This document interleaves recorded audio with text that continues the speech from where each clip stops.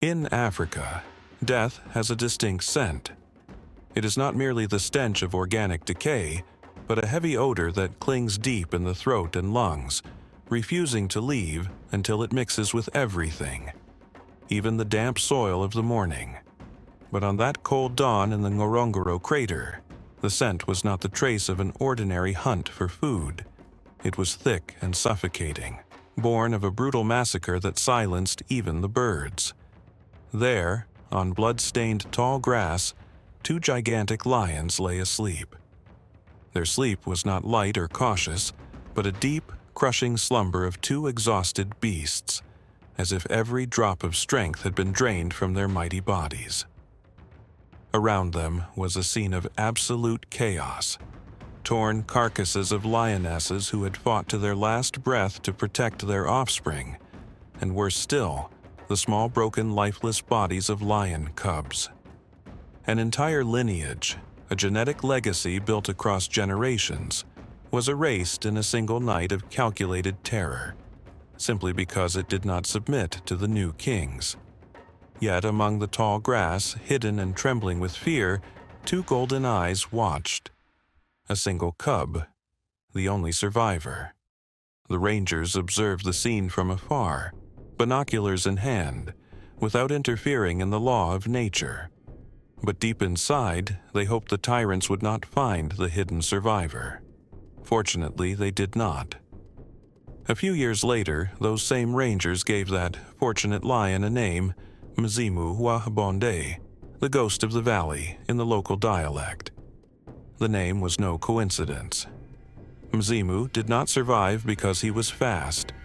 He did not survive because he was smarter or hid better than his siblings. He survived because of a biological flaw in his executioners. The killers slaughtered many members of his family, expending enormous energy tearing apart adult lionesses and the next generation, until they collapsed from muscular exhaustion before finishing the task. The executioner's momentary fatigue became the victim's only stroke of luck. They did not know that the survivor, that weak, trembling mass hidden in the grass, would one day become a tight knot in the rope of their own execution. So stay with us as we head to northern Tanzania, roam its vast plains, and meet the powerful lion who carried his revenge as a sacred vow that had to be fulfilled in the most brutal way. In nature, biology books insist that revenge does not exist among animals, only survival and reproductive instinct. But what we witness in a story from 1964, just a few years after the Ngorongoro Crater became a protected reserve, is the food chain turned upside down by feline hatred. To understand the hidden brutality of this story, you must first understand where we stand. The Ngorongoro Crater is not an ordinary national park. It is a geological paradise, a volcanic caldera that collapsed millions of years ago, surrounded by impregnable walls rising 600 inside. The rules of the outside world do not apply. It is an ecosystem with few predators and abundant prey. This is why its lions are massive, known as the giant lions, feeding in abundance in a place that experiences little drought and provides resources year-round. In 1959, the site became a protected reserve, and in 1979 it was designated a UNESCO World Heritage Site. Our massacre occurred in 1964, leaving professionals who monitored the true law of the wild with a shocking and unforgettable record. On this deadly chessboard, Mazimu's original alliance ruled with strength. Known then as the Valley Alliance, it was a powerful, thriving family, controlling the best water sources, until the arrival of the Dark Alliance, two rogue males from outside the crater who descended the steep walls not to integrate, but to kill and destroy. The invasion was a lightning war. Once they realized how much food was available, they sought to dominate the entire area. One ordinary night, the Dark Alliance attacked the Valley Alliance. After defeating the reigning king, whose age had become his enemy, the biological objective was clear: erase the previous genetic line to establish their own, forcing the females back into estrus and submission. But the lionesses resisted fiercely. The violence escalated when they saw their king on the ground and their cubs torn apart. What followed was the ultimate battle, savage and terrifying. The two males slaughtered the lionesses, not without difficulty, as they were large and heavy. When only one cub remained, exhaustion finally overcame them. Our hero, young Mzimu wa Bonde, saw everything. He saw the dominant power tear apart his mother. He saw the Alliance king fall defending the pride. He saw his siblings crushed. Normally, invading lions are methodical, patrolling the area for days after a takeover to ensure no heir of the previous king survives. They do not stop until every trace of rival DNA is erased. But a lone cub left inside, the rules of the outside world do not apply. It is an ecosystem with few predators and abundant prey. This is why its lions are massive, known as the giant lions, feeding in abundance in a place that experiences little drought and provides resources year-round. In 1959, the site became a protected reserve, and in 1979 it was designated a UNESCO World Heritage Site. Our massacre occurred in 1964, leaving professionals who monitored the true law of the wild with a shocking and unforgettable record. On this deadly chessboard, Mazimu's original alliance ruled with strength. Known then as the Valley Alliance, it was a powerful, thriving family, controlling the best water sources, until the arrival of the Dark Alliance, two rogue males from outside the crater who descended the steep walls not to integrate, but to kill and destroy. The invasion was a lightning war. Once they realized how much food was available, they sought to dominate the entire area.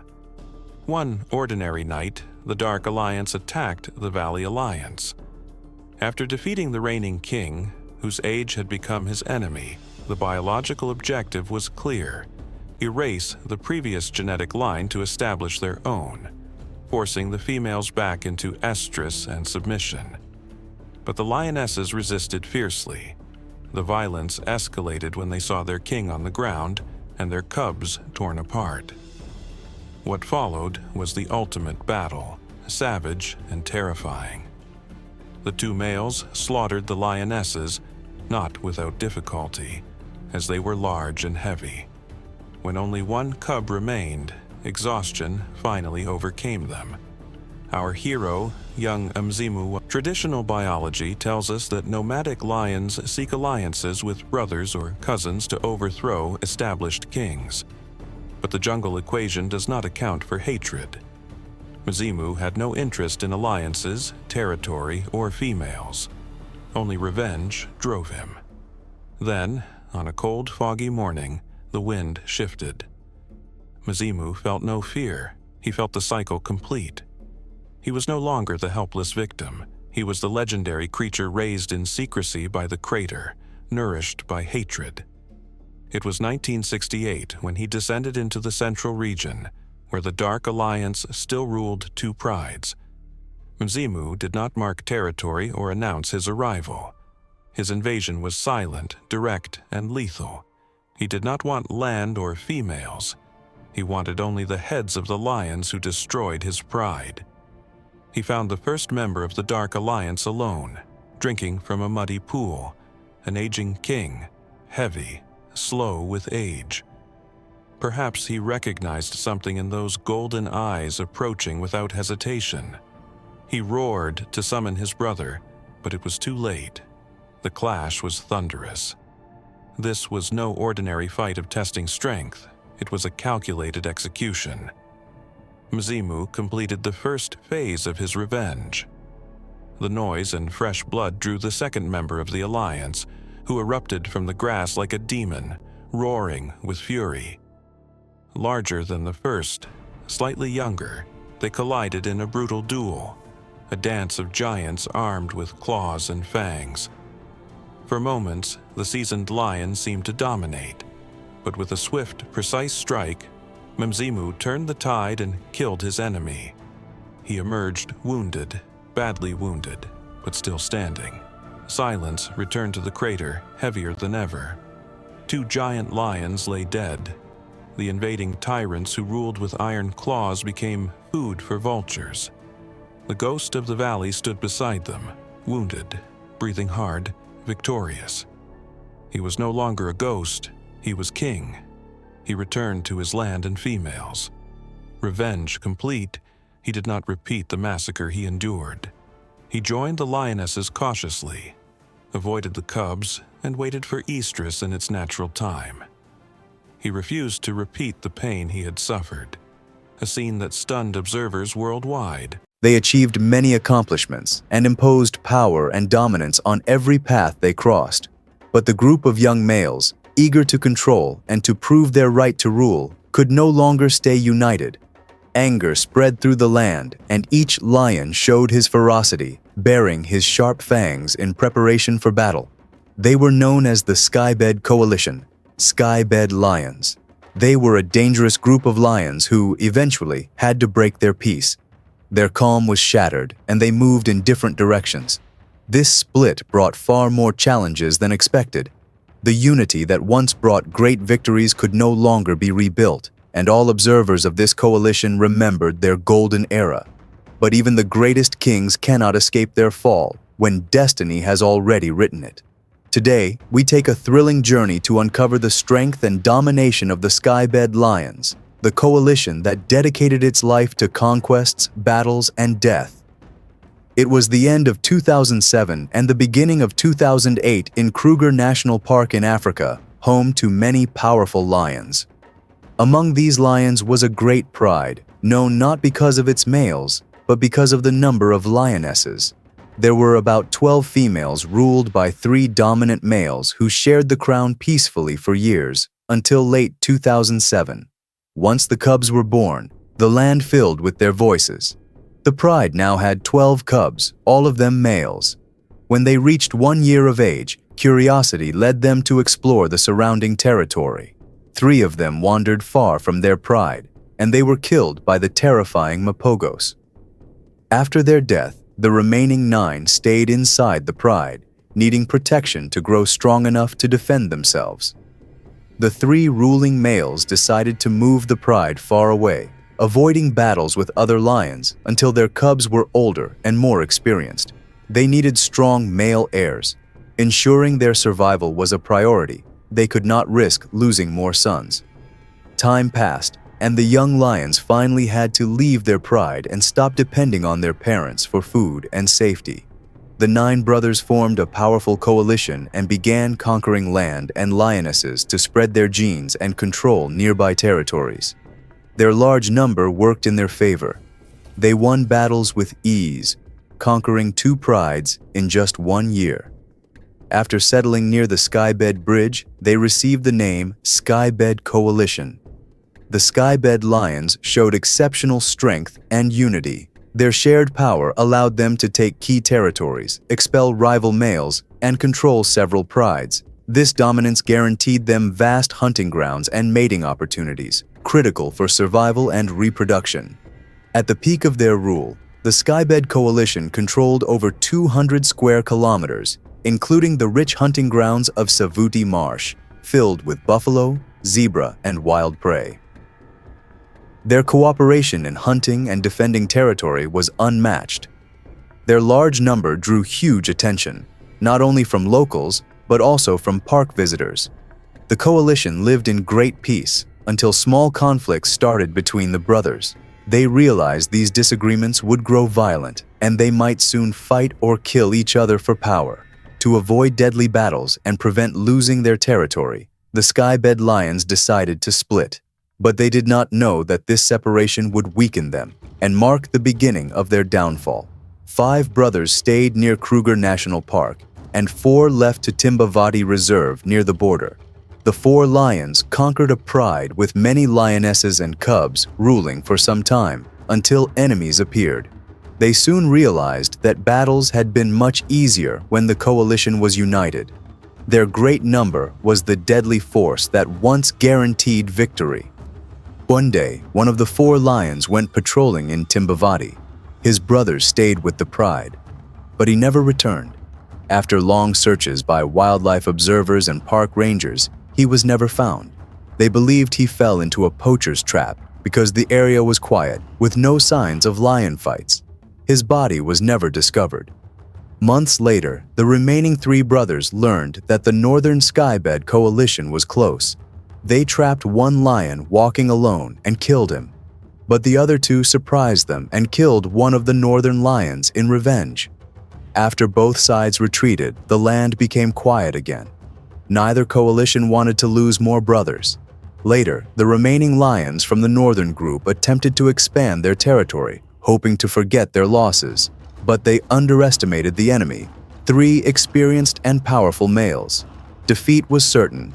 The northern lions took their last breath in Timbavati. Back in Kruger, the 5 remaining skybed lions faced heavy rains. Another coalition was preparing to enter their territory. In that moment, the largest of the skybed lions was patrolling near the river. He was known for being bigger than the others, faster at avoiding attacks, and striking with deadly accuracy. No one imagined he would be the first to fall. 2 invading males attacked him. After a fierce and violent fight, they killed him. His brothers arrived too late. They had no choice but to accept their loss. Soon, greed and selfishness began to spread. The young kings no longer wanted to share food or females. They fought constantly, spent long hours apart, and grew weaker. In 2018, one of them suffered a spinal injury, likely from a buffalo. He could no longer hunt. His brothers cowardly expelled him from the pride. Without protection and unable to hunt, he died slowly from starvation. He had been the most beautiful of the 9, yet he suffered a tragic and lonely end. A safari group was with him, and an American photographer said she could not leave him alone. She convinced the group to stay with him until his final breath. It did not take long. 2 skybed brothers were later seen together for some time. One of them had a deep scar in his eye. Their last sightings were in 2019, with their male offspring looking healthy. The rise and fall of the skybed lions is a powerful reminder of how fragile and complex lion society is.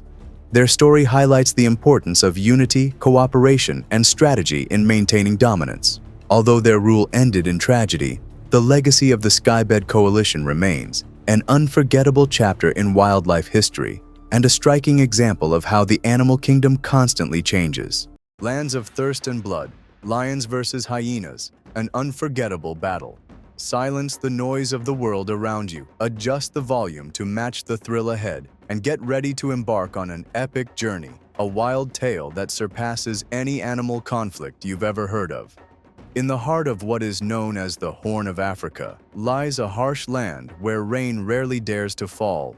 There, in a semi-arid region east of Ethiopia's capital Addis Ababa, the year 1999 became a symbol of choking dust, scorching sun, and a legendary confrontation that 26 years later is still told in trembling voices by the families of the Afar tribe. And now, we'll take you to relive the experience minute by minute, from the very week when the kings of the savannah clashed with a fearless clan of hyenas unafraid of death. At an altitude of 1,900 meters in this rocky plain surrounded by volcanic hills and nearly leafless acacia shrubs lies a region of Ethiopia that barely received 110 millimeters of rainfall in 1998 and only 67 millimeters in 1999. This became alarming, considering the expected annual average was around 800 millimeter. The wells dried up, streams turned into hardened mud, and only one watercourse remained, fed by underground springs. And as this narrow stream flowed, 2 great animal forces collided. On one side was the lion pride known as Bekele. They were 9 adults, 2 dominant males, 4.5 years old, Bekele, the stronger one, and his brother Amare. They were accompanied by 6 experienced lionesses, Leah, Salome, Janae, Aisha, Malika, and Fauna, along with 6 cubs born 7 months earlier. Physically, Bekele's males were impressive. It's believed each weighed between 180 to 200 kilograms, packed with muscle from the constant effort of patrolling a territory spanning 23 square kilometers. On the other side stood the Nafisa clan, 40 fierce spotted hyenas led by the matriarch Nafisa, an 8-year-old female with a partially twisted jaw, a result of an old fight with a rival.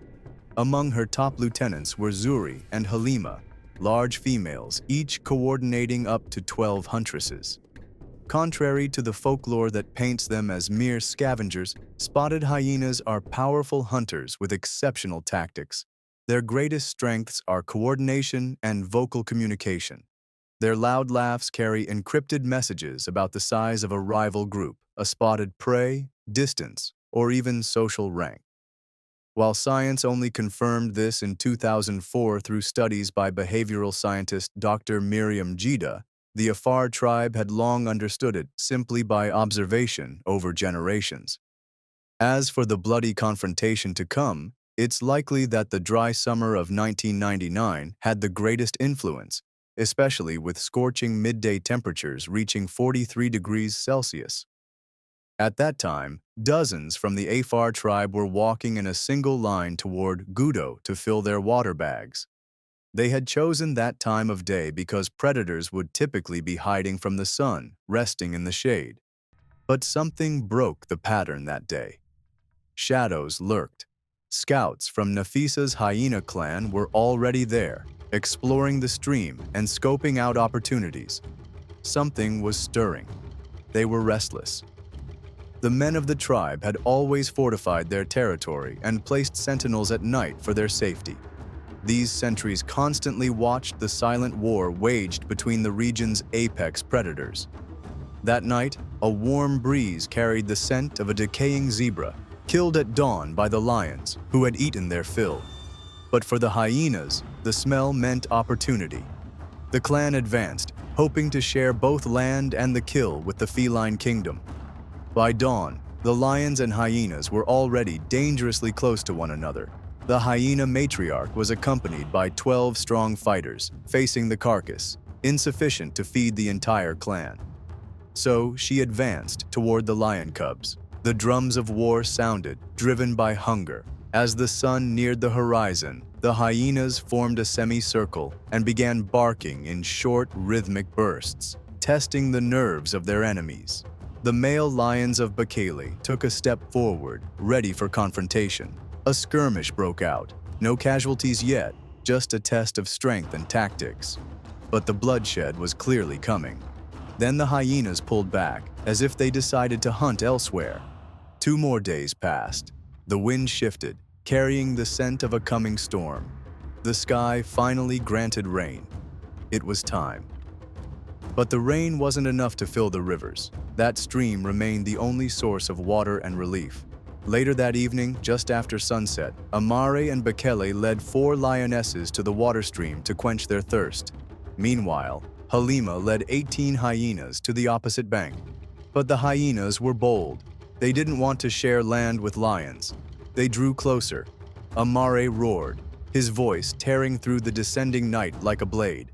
He leapt and struck a hyena who had dared come too close. Blood stained the sand.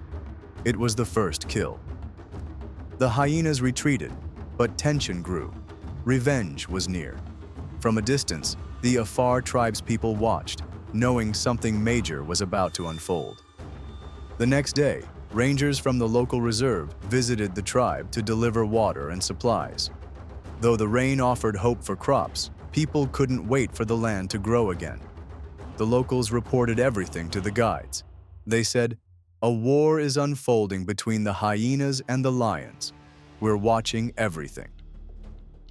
At dawn on another day, Nafisa laid her trap. She knew the lions were tired from night patrols and rotating shifts. Bekele was alone, inspecting an open area near the village. The hyenas launched their strike. 7 hyenas barked to distract him while Zuri flanked the left side. Bekele turned and found himself facing 8 more hyenas, ready to bring him down. He roared in fury. From afar, his brother heard him. Amare responded with a roar of his own and ran to help. When he arrived, Bekele had already fallen, breathing heavily, surrounded by hyenas high on adrenaline. Bekele tried to rise, but his body was too injured. He collapsed, consumed by pain. For Amare, grief turned into rage. The burden was now his. His mind was filled with vengeance. He charged in, killing 2 hyenas instantly. The others retreated. They knew the lionesses were coming. They couldn't face a full pride. Amare began rallying the lionesses, preparing for a decisive strategy. Far from the lazy male stereotype, Amare stood at the front. His mission: protect the cubs, eliminate rivals, and avenge his brother. The hyena clan was large, but not all would fight. Many stayed back to guard the cubs. Still, they believed they could win. This wasn't the time to wait. It was time for vengeance. The lions advanced, seizing the moment as the hyenas feasted on a zebra. Amare struck like lightning, biting into one's throat. The lionesses killed 2 more. The rest fled. That day was a dark omen for the hyenas. The lions weren't retreating. They would keep hunting their enemies, even during what should have been their resting hours. The search resumed. Soon, they found the clan again, now face to face. No escape. Only one apex predator would dominate this land. Both sides knew it. Amare emerged with the lionesses and charged the hyenas. In an instant, the savannah became a wild battlefield. Roars, screams, dust, and blood everywhere. Within minutes, 7 hyenas fell. 2 lionesses were injured but would survive. The numbers kept rising. 8, 10, 11 hyenas on the ground. Nafisa, the matriarch, knew it was over. Still, she refused to surrender. With cunning laughs, she called the entire clan one last time. The female hyenas lined up, trying desperately to shield their queen. But Amare had made his decision. He would end this. He ran past the defenders, enduring bites without flinching. His eyes were blazing. He reached Nafisa and bit her neck. She fell instantly. With the queen down, the clan broke. Halima tried to organize a retreat, but it was too late. Only a few hyenas escaped, those left to care for the cubs. The rest were slaughtered. The lions didn't eat the hyenas. They left the bodies to rot as a message. This land belongs to one king only, the lion. But the revenge wasn't finished. The lions retreated briefly to rest, waiting for nightfall. This time, Amare and Leah followed a scent, not of their cubs, but of hyena cubs. They wanted to finish the mission completely. They found 6 hyena cubs and a few adults watching over them. They attacked instantly, killing them all in brutal fashion. To an observer, it might seem cruel, but to lions, it was about eliminating future threats. The revenge wasn't easy. It was only 2 lions, and they returned severely wounded. The tribe's watchers hadn't seen the fight, but they heard it. They saw the predators staggering back, licking their wounds. They knew the mission was complete. The next day, they headed to the battlefield to collect the hyena hides. The hides were tanned with salt and sun, turned into drums used in ceremonies, reminders of the ferocity and brutality of that battle. One couldn't overlook the sheer power of the lions that tipped the scales, possibly enhanced by the extreme drought and deadly competition over life's most vital resource. Biologists studied the event deeply.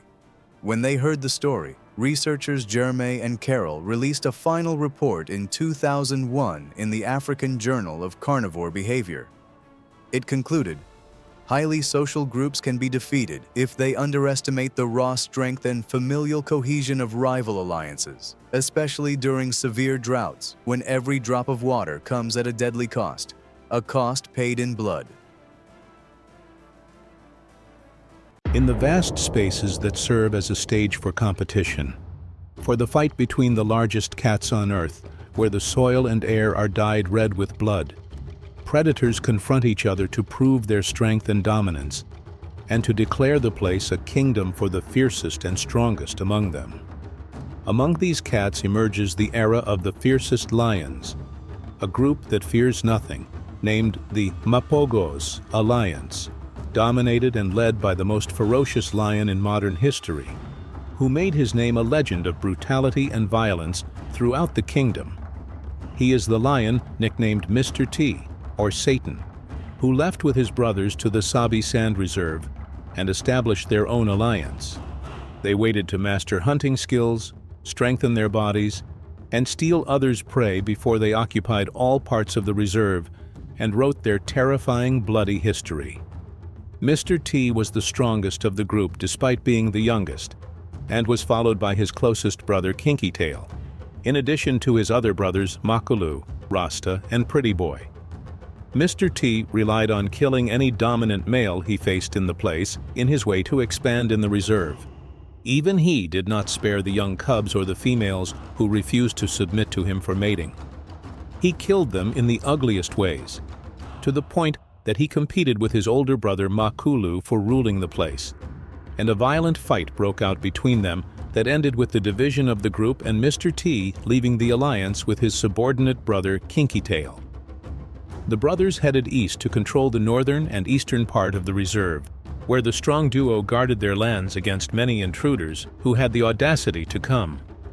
Not only did Mr. T and his brother defend their brothers and the reserve lands from one side of the east, but they also faced any attack from the west as well, where the entire western part of the reserve was almost surrounded by walls, which means that the only way to enter was through Mr. T and his brother. 4 years have passed since the Mapogos dominated the place.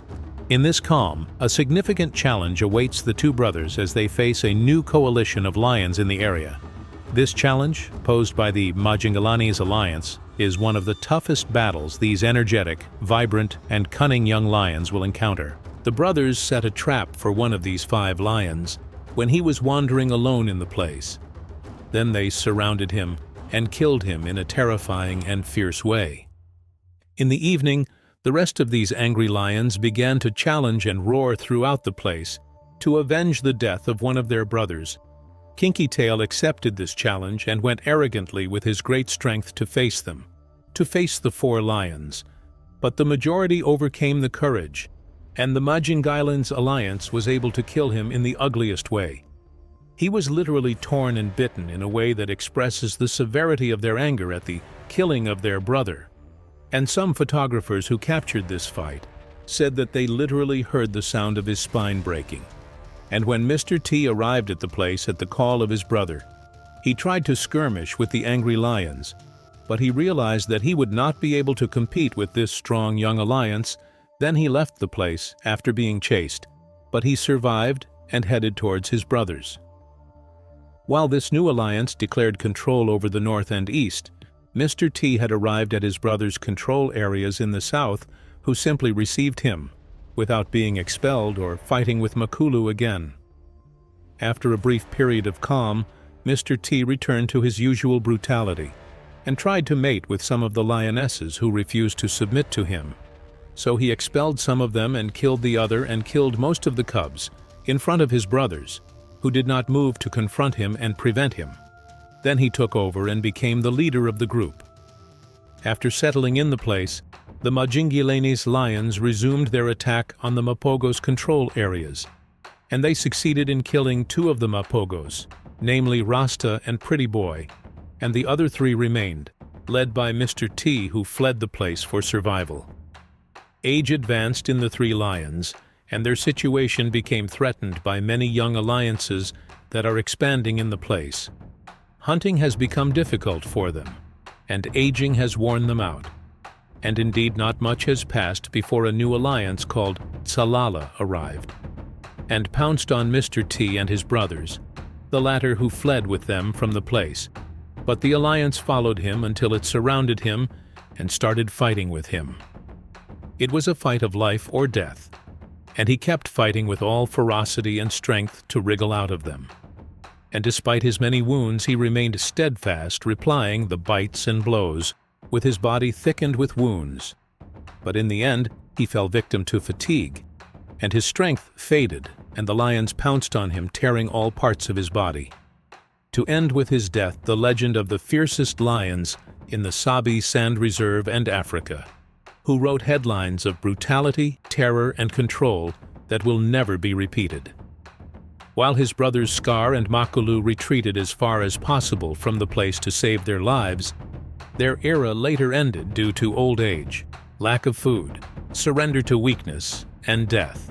Considered a destination for tourists from all over the world, attracted by his beloved personality and distinctive appearance, attracting the lenses of photographers seeking to capture the most beautiful and breathtaking pictures, a lion considered until his last days one of the most magnificent lions of Africa, specifically in Tanzania in his sanctuary represented by Serengeti National Park. He is the lion Bob Jr., whose death caused great sadness worldwide. The little lion born in 2010 named Bob Jr. after his father didn't know that he would capture the hearts of everyone who saw him, with his huge dark mane, distinctive shape, and extreme gentleness. During his childhood, his father ruled alongside his brother Ziggy. Bob the father and Ziggy dominated pride in central, southern, and eastern Serengeti during their peak youth and strength. From an early age, Bob Jr. was known for his curious and daring personality. Often he would stray from his pride, venturing out alone to explore the surrounding areas.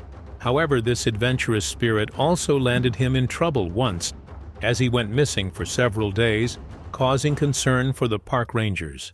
Despite these unfortunate incidents, Bob Jr. grew up to be a strong and dominant lion, which eventually prepared him to become the leader of his pride. He was a fierce protector of his family, often hunting and bringing food to share with his pride members. This stunning lion with amber eyes, who was called Bob Marley by tour guides after the famous Jamaican reggae singer because of his shiny and distinctive mane, stood out with his appearance. Bob Jr. was distinguished by his appearance, especially with his prominent mane, reddish-brown in color, with a scar above his left eye, which gave him a sharp and powerful look. This scar resulted from a fight with a rival male lion, which Bob Jr. won, of course. However, since Bob the father and his brother Ziggy controlled 5 prides at once, Bob Jr. and his brother Trigva couldn't assert dominance during their upbringing. So in 2017, after strengthening and becoming capable of independence, they migrated to the western Serengeti region, where they roamed the plains and fully dominated the area. They settled in the grassy savannas of the western Serengeti.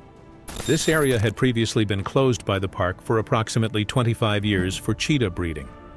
But these lucky cubs discovered it after its reopening. Bob Jr. was recognizable due to his size and appearance, closely resembling his father, with the main difference being that his father's mane was more pronounced with braids. Over the years, Bob Jr. became a beloved figure in Serengeti National Park.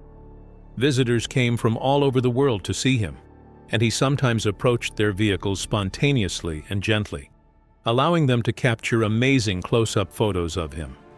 This made him a favorite among tourists, who often shared his pictures on social media. One tourist said, "The first time I saw Bob Jr., we had a moment where we closed our eyes and heard his famous roar, which I felt deep in my soul. He was so big that when he stood next to our car, he could almost reach the window, letting us hear his roar loudly and terrifyingly." One evening, our group went out on a safari as usual when we encountered Bob Jr. walking, raising his head high. We felt that he had already spotted something, so we started following him to discover what was happening. Suddenly, we saw the entire herd feeding on tauro tragus, the largest antelope in Africa. It led us to the scene of the incident. However, life in the wilderness isn't always easy, as Bob Jr. faced many challenges during his time in the park. But one of the biggest threats to his life came from hunters, who often targeted lions for their valuable body parts, such as bones and skins. Fortunately, park rangers were always vigilant against such activities, doing their best to protect Bob Jr. and his pride from harm. In addition to the threat from illegal hunters, Bob Jr. had to deal with natural predators, like hyenas and crocodiles, which could threaten his life and that of his pride.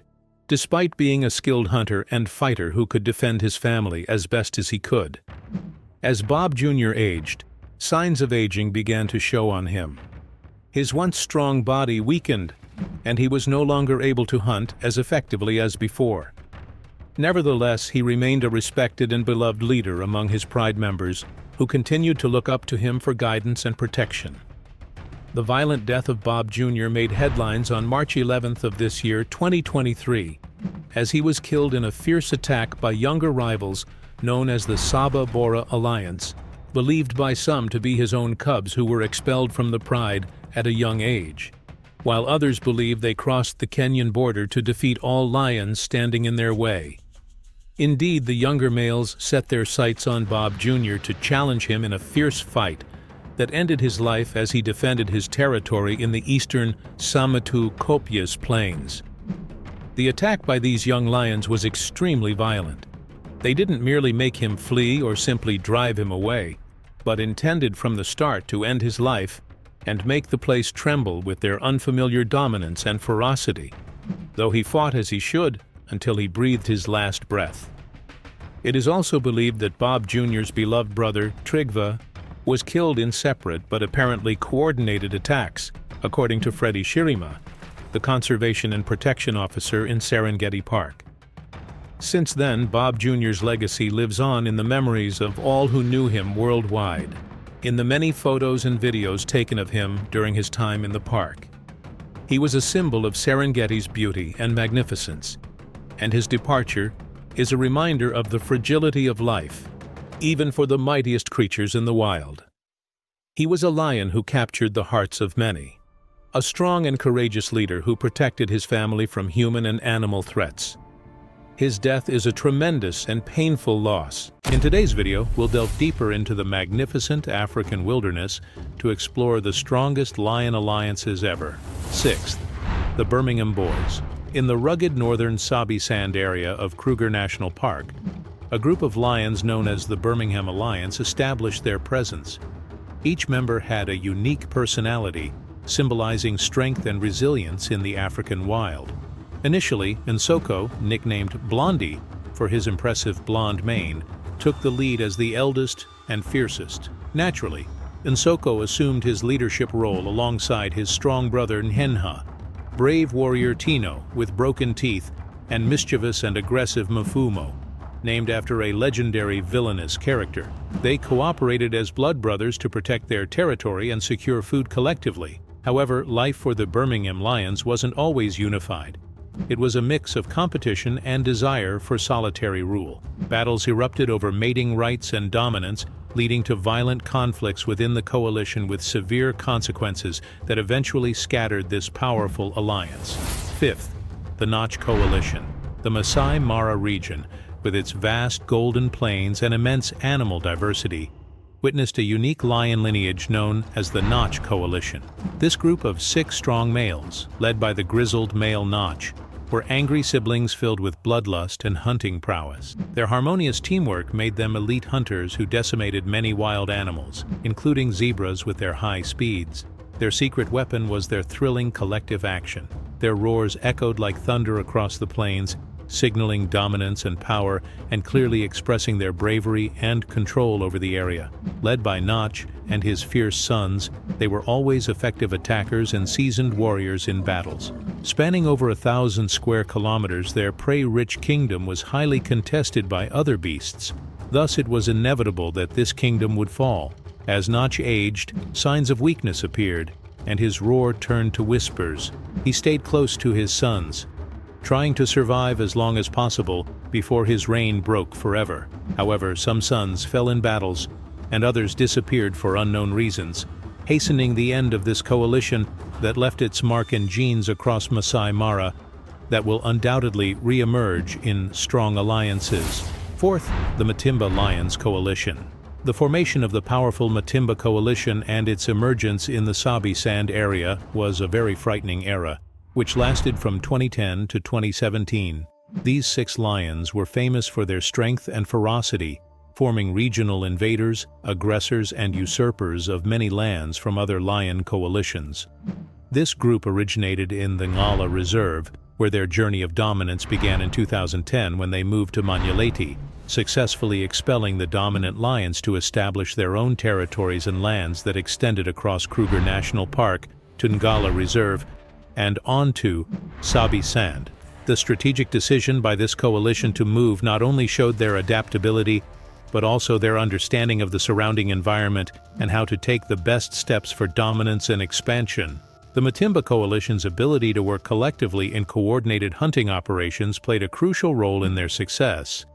It also allowed them to cooperate effectively, not just in hunting, but also in defending their territories from potential threats.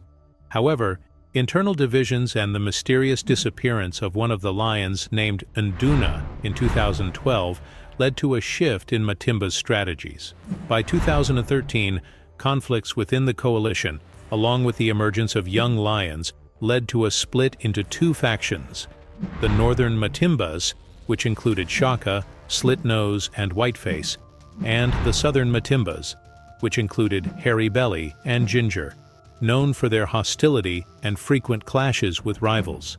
The northern Matimba era began to fade once one of the males was killed in 2015, while another was killed by rival males in 2017. The last northern Matimba was seen spending time with the Skoro pride around Tamboti area and eventually died of old age as he appeared weak. Meanwhile, in 2018, the southern Matimba lions were spotted on the western side of Sabi Sand, an area left by the Majingilane coalition after their death. Soon after, the southern lions were seen mating with Othawa lionesses and later sired many cubs, expanding and mating with other known prides such as Talamati, Mibri, and Kuhuma, Torchwood, Skoro, and Red Road. Later on, Ginger Matimba suffered from a severe type of mange and was seen struggling with the disease for some time, but eventually died, leaving Hairy Belly as the last remaining Matimba lion. Third, the Salati Males Coalition. In the diverse competitive landscape of western Sabi Sand region emerges another one of the fiercest and most bloodthirsty coalitions. Despite its recent existence and short history of spread, it has made its own violent glory in this vast place. It is the Salati Coalition that came as a terrifying force dominating many areas of the reserve from 2015 to 2017 in a deadly and swift manner. Named after the Salati River that flowed through their territory, this coalition formed an enduring legacy. Their rise to prominence was not easy. The Salati brothers strategically collaborated to overthrow the Mapogo coalition that ruled the area at that time. The scene of fierce battles was terrifying, especially after Mapogo members scattered and struggled among themselves, leading to successful takeover of their territories and expulsion from the list of dominant predators in the region.